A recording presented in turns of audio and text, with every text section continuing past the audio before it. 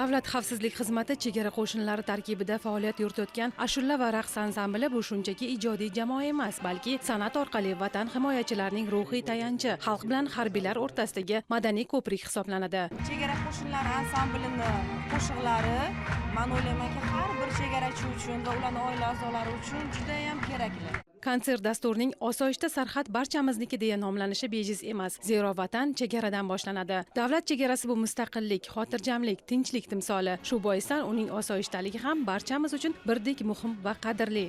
Bu ansambl men uchun ham qadrdon ansambl. Qariyb 10 yillar davomida bu ansamblda faoliyat yuritganman. Chekka hududlarda butun ansambl bilan borib xizmat qilganimizda biz aniq bilardikki, biz o'sha yoshlarga g'urur bag'ishlayapmiz va aniq bilardikki, biz o'sha yoshlarga vatanni qaysidir ma'noda bir qaynoq bir parchasini olib borgandek o'sha joyga shunaqa tasavvurlar paydo bo'lardi. Ishonsangiz, uni ko'z bilan ko'rish kerak. Ijrochilar ham yig'lardik, biz qo'shiq aytib yig'lardik, ular tinglab yig'lashardi.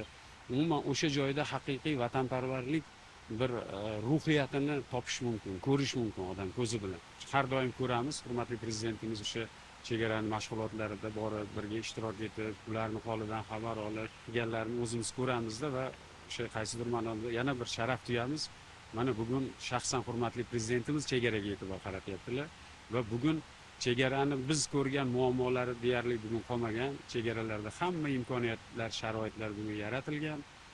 O'ylaymanki, bugun chegara qo'shinlari ashula va raqs ansambli oldingidan-da bugun ko'proq natijadorroq xizmat qilishyapti. O'tkazilgan kechada ansamblning faxriy ijodkorlari va hozirda faoliyat yuritayotgan taniqli san'atkorlar hamda qurolli kuchlar tarkibidagi harbiy ansambllar o'zlarining vatanparvarlik ruhidagi kuy-qo'shiqlari bilan ishtirok etdi.